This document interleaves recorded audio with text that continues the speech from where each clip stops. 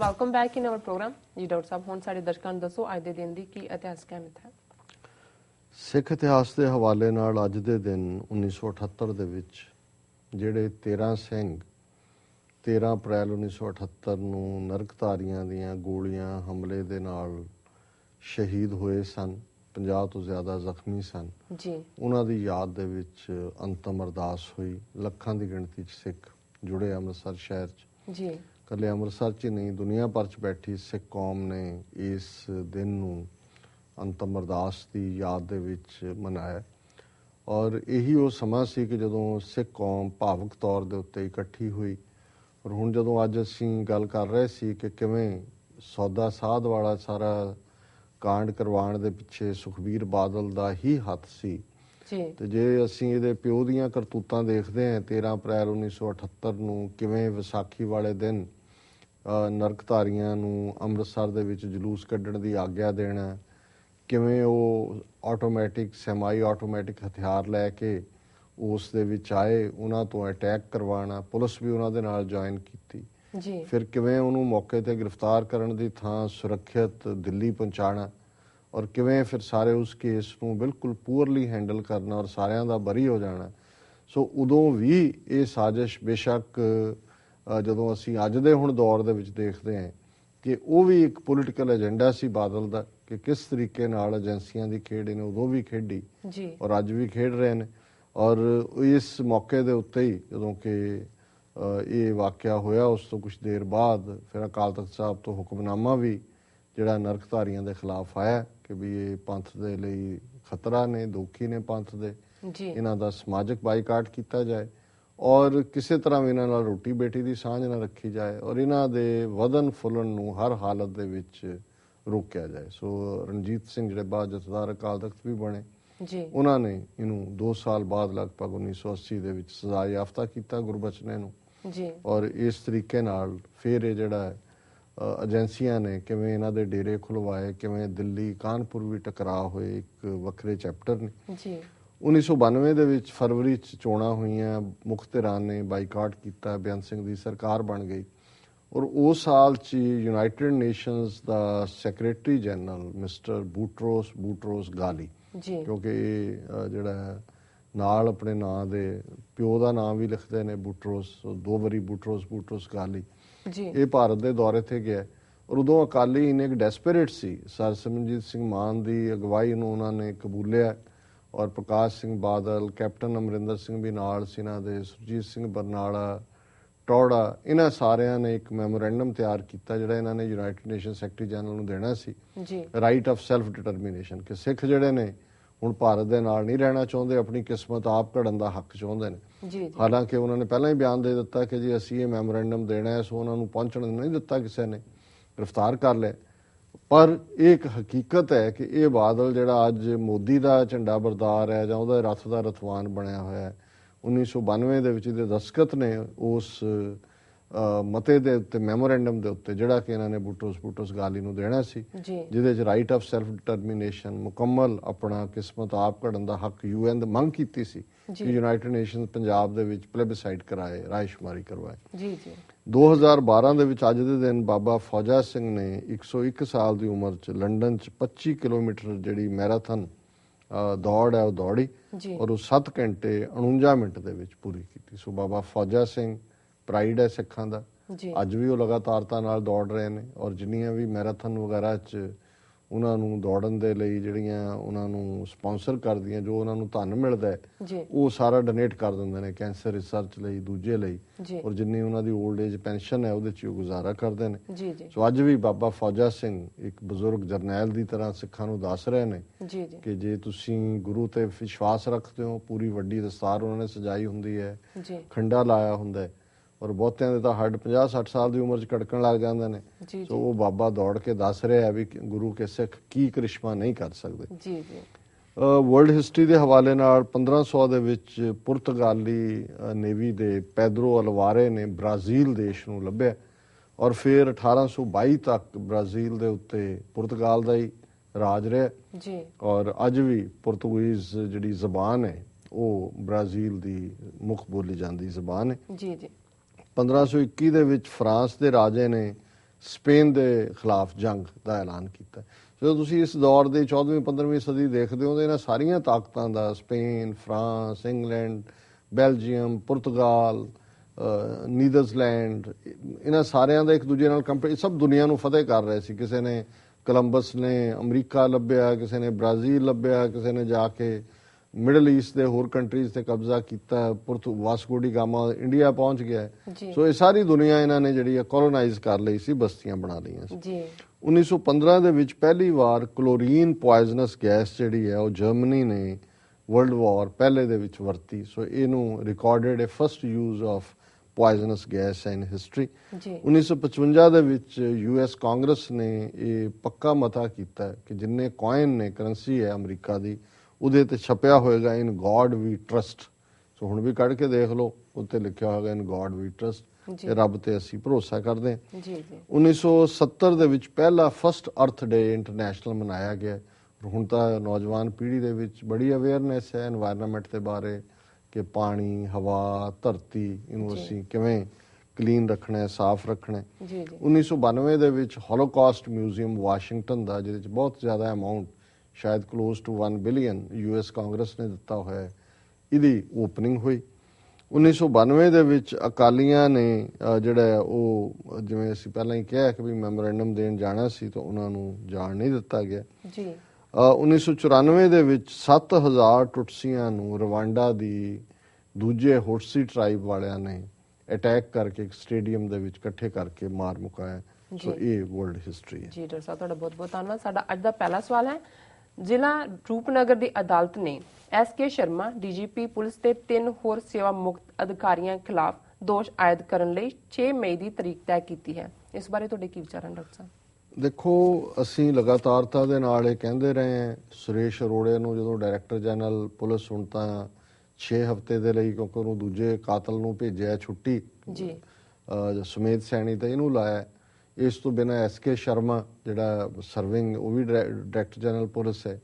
ਸੋ ਇਹ ਇੱਕ ਨੌਜਵਾਨ ਜਿਹੜਾ, ਜਿਸ ਦੇ ਪੇਰੈਂਟਸ ਨਾਲ ਇੰਟਰਵਿਊ ਅੱਜ ਹੀ ਟ੍ਰਿਬਿਊਨ ਦੀ ਵੀ ਹੈਡਲਾਈਨ ਜਿਹੜੀ ਮੇਨ ਸਟੋਰੀ ਹੈ, ਕਿ ਕੁਲਦੀਪ ਸਿੰਘ ਨਾਂ ਦਾ ਇਹ ਨੌਜਵਾਨ, ਜਿਹਨੂੰ ਕਿ ਘਰੋਂ ਚੁੱਕ ਕੇ ਟਾਰਚਰ ਕਰਕੇ ਇਹਨਾਂ ਨੇ ਅੱਜ ਤੋਂ ਜਿਹੜਾ ਲਗਭਗ 23-24 ਸਾਲ ਪਹਿਲਾਂ 1990 ਦੇ ਵਿੱਚ ਮਾਰਿਆ ਸੀ। ਉਹਨਾਂ ਦੇ ਮਾਤਾ ਪਿਤਾ ਨੇ ਇਸ ਕੇਸ ਨੂੰ, ਇਹ ਅਮਰਾਲੀ ਪਿੰਡ ਹੈ ਜ਼ਿਲ੍ਹਾ ਰੋਪੜ ਦਾ, ਜਿਹਨੂੰ ਰੂਪਨਗਰ ਹੁਣ ਕਹਿੰਦੇ ਨੇ, ਤੇ ਉਹਨਾਂ ਦੇ ਪਿਤਾ ਅਜੈਬ ਸਿੰਘ ਹੋਰਾਂ ਨੇ ਵੀ ਇਹ ਜਿਹੜਾ ਇਹ ਦਿੱਤਾ ਇੰਟਰਵਿਊ ਕਿ 24 ਅਕਤੂਬਰ 1990 ਨੂੰ ਕੁਝ ਅਣਪਛਾਤੇ ਵਿਅਕਤੀਆਂ ਨੇ ਉਹਨਾਂ ਦੇ ਬੇਟੇ ਨੂੰ ਅਗਵਾ ਕਰ ਲਿਆ ਸੀ। ਔਰ ਉਸ ਵੇਲੇ ਜਿਹੜਾ SSP, ਇਹ ਸਾਰੇ ਜਿਹੜਾ SK Sharma, SSP Basra, DGP Suresh Arora, ਇਹ ਸਾਰੇ ਜਿਹੜੇ ਨੇ ਉਸ ਵੇਲੇ ਅਧਿਕਾਰੀ ਸੀ। ਕੋਈ SSP ਸੀ, ਕੋਈ SP ਸੀ। ਕਾਫੀ ਦੇਰ ਉਹਨਾਂ ਨੇ ਕੇਸ ਰਜਿਸਟਰ ਨਹੀਂ ਕੀਤਾ। ਫਿਰ ਉਹਨਾਂ ਨੇ ਕਿਹਾ ਵੀ ਮੈਂ ਲਗਾਤਾਰਤਾ ਨਾਲ ਇਹ ਗੱਲ ਕਰਦਾ ਰਿਹਾ। 2007 ਚ ਪ੍ਰਕਾਸ਼ ਸਿੰਘ ਬਾਦਲ ਨੇ ਕਿਹਾ ਵੀ ਠੀਕ ਹੈ, FIR ਲਿਖਦੇ ਆ। ਇਨ ਦਾ ਮੀਨ ਟਾਈਮ ਉਹਨਾਂ ਨੇ ਕਿਹਾ ਵੀ ਕਜ਼ਨ ਇਹਦਾ ਜਿਹੜਾ ਮੁੰਡਾ ਕੁਲਦੀਪ ਸਿੰਘ ਮਾਰਿਆ, ਉਹ ਗੰਗਾਨਗਰ ਚ ਲਾਅ ਪੜ੍ਹਦਾ ਸੀ, ਉਹਨੂੰ ਚੁੱਕ ਕੇ ਪੁਲਿਸ ਲੈ ਗਈ 2007 ਔਰ ਉਹਨੂੰ ਟਾਰਚਰ ਕੀਤਾ। ਉਹਨੂੰ ਕਿਹਾ ਗਿਆ ਵੀ ਕੇਸ ਵਾਪਸ ਲਓ। ਫਿਰ ਉਹਨੇ ਕਿਹਾ ਜੀ ਇੱਕ ਦਿਨ ਮੈਨੂੰ ਵੀ ਕਿਹਾ, ਚੰਡੀਗੜ੍ਹ ਕਿਸੇ ਆਲਾ ਪੁਲਿਸ ਅਫਸਰ ਦੇ ਪੇਸ਼ ਕੀਤਾ, ਉਹਨੇ ਕਿਹਾ ਜੀ 45 ਲੱਖ ਰੁਪਇਆ ਲੈ ਲਓ ਔਰ ਤੁਸੀਂ ਇਹ ਜਿਹੜਾ ਕੇਸ ਹੈ ਵਾਪਸ ਲੈ ਲਓ। ਸੋ ਇਹ ਵੀ ਜਿਹੜੇ ਉਹਨਾਂ ਦੇ ਫਾਦਰ ਵੀ ਨੇ MA political science Punjab university ਤੋਂ ਪੜ੍ਹੇ ਲਿਖੇ, ਮੁੰਡਾ ਵੀ ਪੜ੍ਹਿਆ ਲਿਖਿਆ, ਗ੍ਰੈਜੂਏਸ਼ਨ ਕਰਦਾ ਸੀ। ਪਰ ਵਿਚਾਰੇ ਮਾਪਿਓ ਜਿਨ੍ਹਾਂ ਦਾ ਇੱਕੋ ਇੱਕ ਬੱਚਾ ਹੈ, ਉਹਨਾਂ ਦੀ ਅਜੇ ਵੀ ਆਸ ਹੈ ਕਿ ਵੀ ਸ਼ਾਇਦ ਸਾਡਾ ਬੇਟਾ ਕਿਤੋਂ ਆ ਜਾਏ। ਪਰ ਇਹ ਚੰਗੀ ਗੱਲ ਹੈ ਵੀ ਜਿਹੜੀ ਅਦਾਲਤ ਹੈ ਰੋਪੜ ਦੀ, ਉਹਦੇ ਸੈਸ਼ਨ ਜੱਜ KS ਸੂਲਰ ਨੇ, ਉਹਨਾਂ ਨੇ 6 ਮਈ ਦੀ ਤਰੀਕ ਨਿਸ਼ਚਿਤ ਕੀਤੀ ਹੈ ਕਿ ਇਹਨਾਂ ਦੇ ਖਿਲਾਫ SK ਸ਼ਰਮਾ ਔਰ 3 ਹੋਰ ਅਧਿਕਾਰੀਆਂ ਦੇ ਖਿਲਾਫ ਦੋਸ਼ ਆਇਦ ਕੀਤੇ ਜਾਣਗੇ।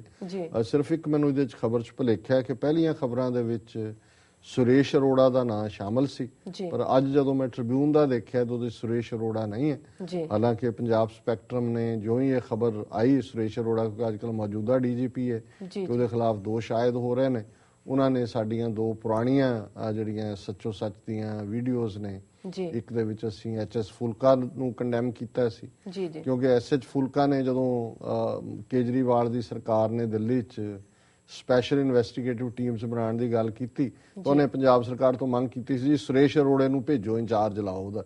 ਉਦੋਂ ਵੀ ਅਸੀਂ ਕਿਹਾ ਸੀ ਵੀ ਇਹਨੇ ਸੁਰੇਸ਼ ਅਰੋੜੇ ਨੇ ਤਾਂ ਹਜ਼ਾਰਾਂ ਮੁੰਡੇ ਮਾਰੇ ਹੋਏ ਨੇ ਪੰਜਾਬ ਦੇ ਵਿੱਚ। ਜੀ ਔਰ ਫਿਰ ਜਦੋਂ ਇਹਨੂੰ ਸੁਰੇਸ਼ ਅਰੋੜੇ ਨੂੰ ਸੁਮੇਧ ਸੈਣੀ ਦੀ ਥਾਂ ਤੇ ਡੀਜੀਪੀ ਲਾਇਆ ਗਿਆ, ਅਸੀਂ ਫਿਰ ਇੱਕ ਆਪਣੇ ਐਪੀਸੋਡ ਦੇ ਵਿੱਚ ਇਸ ਗੱਲ ਲਈ ਕੰਡੈਮ ਕੀਤਾ ਸੀ ਕਿ ਬਈ ਇਹਨੂੰ ਲਾਇਆ ਗਿਆ। ਜੀ ਜੀ ਸੋ ਉਹਨਾਂ ਨੇ ਇਹ ਗੱਲ ਦੇਖਦੇ ਆ ਕਿ ਬਈ ਰੋਪੜ ਦੀ ਅਦਾਲਤ ਨੇ ਇਹਨੂੰ ਜਿਹੜਾ ਇਹਦੇ ਖਿਲਾਫ ਵੀ ਦੋਸ਼ ਆਇਦ ਕਰਨੇ ਨੇ, ਉਹਨਾਂ ਨੇ ਦੋਨੋਂ ਹੀ ਵੀਡੀਓਜ਼ ਕੱਲ ਤੋਂ ਲੈ ਕੇ ਉਹਨਾਂ ਦੇ ਫਰੰਟ ਪੇਜ ਦੇ ਉੱਤੇ ਲੱਗੀਆਂ ਹੋਈਆਂ। ਸੋ ਅਸੀਂ ਉਹਨਾਂ ਦਾ ਧੰਨਵਾਦ ਵੀ ਕਰਦੇ ਹਾਂ। ਪਰ ਮੈਨੂੰ ਇਹ ਹੁਣ ਲੱਗ ਰਿਹਾ ਵੀ ਹੋ ਸਕਦਾ ਹੈ ਵੀ ਸੁਰੇਸ਼ ਅਰੋੜੇ ਨੂੰ ਇਹ ਕਿਤੇ ਖੱਬੇ ਸੱਜੇ ਕਰ ਦੇਣ ਇਹ ਸਾਰੇ ਕੇਸ ਚੋਂ। ਪਰ ਇਹਦੇ 'ਚ ਕੋਈ ਸ਼ੱਕ ਨਹੀਂ ਹੈ ਕਿ ਐਸ.ਕੇ. ਸ਼ਰਮਾ ਵੀ ਸਰਵਿੰਗ ਜਿਹੜਾ ਡੀਜੀਪੀ ਹੈ ਔਰ 2-3 ਅਧਿਕਾਰੀ ਜਿਹੜੇ ਰਿਟਾਇਰ ਹੋ ਚੁੱਕੇ ਨੇ, ਐਟਲੀਸਟ ਮਾਪਿਓ ਨੂੰ ਇਹਦੇ ਲਈ ਜਸਟਿਸ ਮਿਲੇਗਾ। ਜੀ ਡਾਕਟਰ ਸਾਹਿਬ, ਹੁਣ ਸਾਡੇ ਦਰਸ਼ਕਾਂ ਨੂੰ ਦੱਸੋ ਅੱਜ ਦਾ ਵਿਚਾਰ। ਅੱਜ ਦੇ ਵਿਚਾਰ ਲਈ ਅਸੀਂ ਬਾਬਾ ਫਰੀਦ ਜੀ ਦੇ 2 ਸ਼ਲੋਕ ਨੰਬਰ 68 ਤੇ 69 ਚੁਣੇ ਨੇ ਜੀ। ਔਰ ਉਹਨਾਂ ਦਾ ਥੀਮ ਇਹੀ ਹੈ ਜੋ ਅਕਸਰ ਉਹ ਸਾਨੂੰ ਯਾਦ ਕਰਵਾਉਂਦੇ ਨੇ ਕਿ ਮੌਤ ਅਵਸ਼ ਹੈ ਜੀ। ਔਰ ਜੇ ਮੌਤ ਸਾਨੂੰ ਯਾਦ ਰਹੇਗੀ ਤੇ ਫਿਰ ਅਸੀਂ ਜੀਵਨ ਦੇ ਮਨੋਰਥ ਨੂੰ ਸਮਝਾਂਗੇ, ਜੀਵਨ ਦੇ ਪਰਪਸ ਨੂੰ ਸਮਝਾਂਗੇ, ਜੀਵਨ ਨੂੰ ਸਕਾਰਥਾ ਕਰਨ ਦੇ ਲਈ ਚੰਗੇ ਪਾਸੇ ਭਲੇ ਪਾਸੇ ਆਪਣਾ ਜੀਵਨ ਲਾਵਾਂਗੇ ਜੀ। ਸੋ ਪਹਿਲਾ ਸ਼ਲੋਕ ਹੈ, ਫਰੀਦਾ ਭੰਨੀ ਘੜੀ ਸਵੰਨਵੀ, ਟੁੱਟੀ ਨਾਗਰ ਲੱਜ, ਅਜ਼ਰਾਇਲ ਫਰਿਸ਼ਤਾ ਕਹਿ ਘਰ ਨਾਠੀ ਅੱਜ। ਜੀ। ਸਰੀਰ ਨੂੰ ਕਿਹਾ ਵੀ ਅਸੀਂ ਕਿਵੇਂ ਇਹਨੂੰ ਸ਼ਿੰਗਾਰਿਆ ਹੁੰਦਾ ਹੈ, ਸੋਹਣਾ ਫਬਾਇਆ ਹੁੰਦਾ ਹੈ, ਅੱਡ-ਅੱਡ ਗਹਿਣਿਆਂ ਦੇ ਨਾਲ, ਅੱਡ-ਅੱਡ ਕੱਪੜਿਆਂ ਦੇ ਨਾਲ, ਅੱਡ-ਅੱਡ ਹੋਰ ਲਿਸ਼ਕਾਟਾਂ ਦੇ ਨਾਲ। ਉਹਨਾਂ ਨੇ ਕਿਹਾ ਵੀ ਜਦੋਂ ਇਹਨੇ ਜਾਣਾ ਸਰੀਰ ਨੇ, ਇਹ ਜਿਹੜਾ ਸੋਹਣਾ ਸੱਜਿਆ ਫੱਬਿਆ ਸਰੀਰ ਹੈ, ਫਰੀਦਾ ਭੰਨੀ ਘੜੀ ਸਵੰਨਵੀ, ਕਿ ਜਿਵੇਂ ਘੜਾ ਭੱਜ ਜਾਂਦਾ ਹੈ, ਸੋਹਣਾ ਘੜਾ ਅਸੀਂ ਘੁਮਾਰ ਤੋਂ ਲੈ ਕੇ ਆਉਂਦੇ ਹਾਂ, ਉਹ ਭੱਜਦਾ ਉਹ ਚ ਪਾਣੀ ਨਿਕਲ ਜਾਂਦਾ ਔਰ ਉਹ ਠੀਕਰੀ ਹੋ ਜਾਂਦਾ ਹੈ। ਇਸੇ ਤਰ੍ਹਾਂ ਜਦੋਂ ਮੌਤ ਆਉਂਦੀ ਹੈ ਤੇ ਇਹ ਸੋਹਣਾ ਸਰੀਰ ਜਿਹੜਾ ਹੈ ਇਹ ਭੱਜਦਾ। ਤੇ ਹੁਣ ਕਿਵੇਂ ਭੱਜਦਾ? ਟੁੱਟੀ ਨਾਗਰ ਲੱਜ। ਹੁਣ ਜਿਵੇਂ ਸਾਹ ਦੀ ਨਾਲੀ ਇਸ ਸਰੀਰ ਨੂੰ ਜਿਉਂਦਿਆਂ ਰੱਖਦੀ ਹੈ, ਸਾਹ ਚੱਲਦਾ ਹੈ ਸਰੀਰ ਦੇ ਵਿੱਚ, ਦਿਲ ਧੜਕਦਾ। ਸੋ ਉਹ ਕਹਿੰਦੇ ਨੇ ਵੀ ਜਿਹੜੀ ਸਾਹਾਂ ਦੀ ਲੱਜ ਹੈ, ਰੱਸੀ ਹੈ, ਸਾਹਾਂ ਦੀ ਮਾਲਾ ਹੈ, ਉਹ ਟੁੱਟ ਗਈ ਤੇ ਇਹ ਜਿਹੜੀ ਘੜੀ ਸੀ, ਸੋਹਣੀ ਘੜੀ ਸਰੀਰ ਦੀ, ਇਹ ਟੁੱਟ ਗਈ। ਘੜਾ ਭੱਜ ਗਿਆ ਕਿਉਂਕਿ ਲੱਜ ਜਿਹੜੀ ਹੈ ਉਹਨੇ ਉਹਦਾ ਸਾਥ ਛੱਡ ਦਿੱਤਾ। ਸਾਹਾਂ ਦੀ ਲੱਜ ਜਿਹੜੀ ਹੈ ਉਹ ਲਗਾਤਾਰਤਾ ਨਾਲ ਨਹੀਂ ਹੈ। ਅਜ਼ਰਾਇਲ ਫਰਿਸ਼ਤਾ, ਜਿਵੇਂ ਸਾਡੇ ਵਿਸ਼ਵਾਸ ਦੇ ਵਿੱਚ ਪੂਰਬ ਦੇ ਧਰਮਰਾਜ ਦੀ ਗੱਲ ਹੈ ਕਿ ਜਿਹੜਾ ਚੰਗਿਆਂ ਮਾੜਿਆਂ ਕਰਮਾਂ ਦਾ ਲੇਖਾ ਧਰਮਰਾਜ ਕਰਦਾ ਹੈ, ਇਸੇ ਤਰ੍ਹਾਂ ਜਿਹੜੇ ਇਹ ਪੱਛਮ ਦੇ ਜਾਂ ਮਿਡਲ ਈਸਟ ਦੇ ਤਿੰਨੋਂ ਸੈਮੈਟਿਕ ਧਰਮ ਨੇ, ਖਾਸ ਤੌਰ ਤੇ ਜੂਡਾਇਜ਼ਮ, ਕ੍ਰਿਸਚੀਅਨਿਟੀ, ਇਸਲਾਮ, ਇਹ ਮੌਤ ਦੇ ਫਰਿਸ਼ਤੇ ਨੂੰ ਅਜ਼ਰਾਇਲ ਕਹਿੰਦੇ ਨੇ। ਉਹਨਾਂ ਦਾ ਉਹ ਨਾਂ ਹੀ ਅਜ਼ਰਾਇਲ ਹੈ। ਸੋ ਬਾਬਾ ਫਰੀਦ ਕਹਿੰਦੇ ਨੇ ਕਿ ਅਜ਼ਰਾਇਲ ਫਰਿਸ਼ਤਾ ਕਹਿ ਘਰ ਨਾਠੀ ਅੱਜ, ਕਿ ਪਤਾ ਨਹੀਂ ਅੱਜ ਕਿਸ ਘਰ ਦਾ ਅਜ਼ਰਾਇਲ ਨੇ ਮਹਿਮਾਨ ਹੋਣਾ।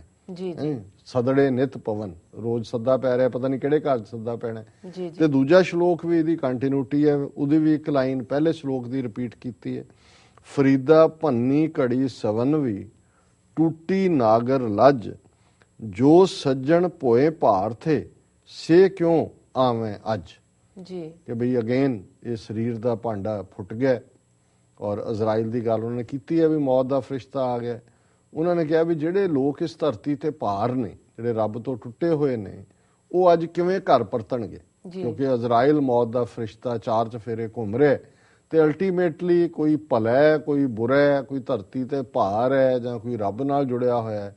ਅਜ਼ਰਾਇਲ ਫਰਿਸ਼ਤੇ ਨੇ, ਧਰਮਰਾਜ ਨੇ ਜਾਂ ਮੈਸੇਂਜਰ, ਕੋਈ ਹੋਰ ਉਹਦਾ ਨਾਂ ਰੱਖ ਲਓ, ਅਲਟੀਮੇਟ ਰਿਐਲਿਟੀ ਤਾਂ ਇਹੀ ਹੈ ਕਿ ਇਹ ਜਿਹੜਾ ਸਰੀਰ ਅਖੀਰ ਭੱਜਣਾ ਔਰ ਅਸੀਂ ਇਸ ਜੀਵਨ ਦੇ ਅੰਦਰ ਚੰਗੇ ਕੰਮ ਕਰੀਏ, ਰੱਬ ਨੂੰ ਯਾਦ ਕਰੀਏ, ਰੱਬ ਦੇ ਬੰਦਿਆਂ ਦਾ ਭਲਾ ਕਰੀਏ, ਭਲਾਈ ਦੇ ਨਾਲ ਜੀਵੀਏ, ਤਾਂ ਕਿ ਜਦੋਂ ਅਸੀਂ ਇਸ ਜੀਵਨ ਨੂੰ, ਜਿਵੇਂ ਕਬੀਰ ਬੀਚਕ ਗ੍ਰੰਥ ਦੇ ਵਿੱਚ ਇਹ ਕਬੀਰ ਜੀ ਦਾ ਸ਼ਲੋਕ ਹੈ, ਕਬੀਰ ਜਬ ਤੂੰ ਆਇਆ ਜਗਤ ਮੇਂ, ਜਗ ਹੰਸੇ ਤੂੰ ਰੋਏ, ਐਸੀ ਕਰਨੀ ਕਰ ਚਲੋ ਤੂੰ ਹੰਸੇ ਜਗ ਰੋਏ।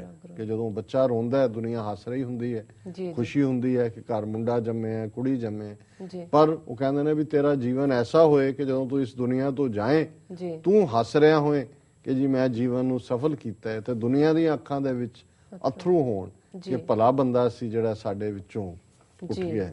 ਸੋ ਇਹ ਬਾਬਾ ਫਰੀਦ ਦਾ ਅੱਜ ਦੇ ਦਿਨ ਦੇ ਵਿਚਾਰ ਨੇ। ਜੀ ਡਾਕਟਰ ਸਾਹਿਬ, ਤੁਹਾਡਾ ਬਹੁਤ ਬਹੁਤ ਧੰਨਵਾਦ। ਤੁਸੀਂ ਅੱਜ ਦਾ ਵਿਚਾਰ ਸਾਡੇ ਦਰਸ਼ਕਾਂ ਨਾਲ ਸਾਂਝਾ ਕੀਤਾ। ਵੀਰ, ਸਾਡੇ ਪ੍ਰੋਗਰਾਮ ਦਾ ਸਮਾਂ ਇੱਥੇ ਸਮਾਪਤ ਹੁੰਦਾ। ਤੁਸੀਂ ਆਪਣੀ ਰਾਏ ਤੇ ਸੁਝਾਅ ਸਾਨੂੰ ਭੇਜਣਾ ਨਾ ਭੁੱਲਣਾ। ਸਾਡੇ ਇਸ ਪਤੇ ਤੇ sos@tvt4.tv ਤੇ ਅਸੀਂ ਆਪਣਾ ਪ੍ਰੋਗਰਾਮ ਲੈ ਕੇ ਫਿਰ ਤੁਹਾਡੇ ਰੂਬਰੂ ਹੋਵਾਂਗੇ। ਤਦ ਤੱਕ ਲਈ ਮੈਨੂੰ ਤੇ ਆਪਣੇ ਡਾਕਟਰ ਸਾਹਿਬ ਨੂੰ ਆਗਿਆ ਦਿਓ। ਵਾਹਿਗੁਰੂ ਜੀ ਕਾ ਖਾਲਸਾ, ਵਾਹਿਗੁਰੂ ਜੀ ਕੀ ਫਤਿਹ।